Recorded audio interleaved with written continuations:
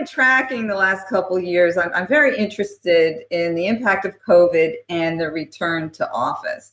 So I checked in on that last week because it changes all the time. And what I discovered was it's still changing and it's still uncertain. So there's a headline in the Wall Street Journal: surging COVID-19 puts an end to projected return to office dates. And this was an article in the Wall Street Journal by Grant. And the nature of the article was, because of the Delta variant, companies that were returning to the workplace in September moved the date to January. And now, because of the Omicron variant, major banks, technology companies, and firms have changed the January date. So there's still uncertainty when people will return to the office. So when you look at what the statistics are, an average of 28% of the workforce returned last week as compared to 40% in December. So the numbers went up in December, and because of Omicron, the numbers went down again to only 28% of the workforce returning to the office. So I look at this, and we're 2 years into the pandemic, and there is still uncertainty regarding the return to office date and actually return to office policies. And if you think of the terminology that's being used, return, that conjures up the notion that things will return to the way they were before the pandemic. But we know better than that. The work from home genie has escaped out of the bottle, and there's no way to get it back in. So now what?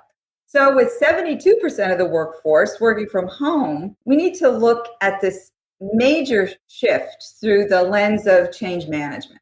So one of the key elements of change management, or change strategy, is to create a compelling need for change. It's a proactive approach to obtain buy-in and acceptance by proving the change state is actually better than the current state. Proving the value of the change is key because change is choice, and people don't merely change because you tell them to.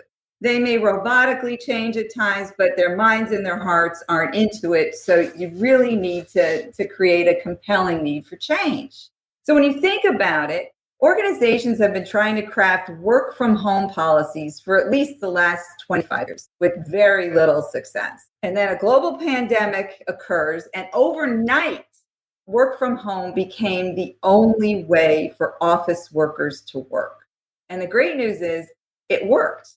COVID created the compelling need to change, and everyone had no choice but to change. So with 72% of the workforce working from home, it's time to look forward. Everyone now realizes that office is not synonymous with work.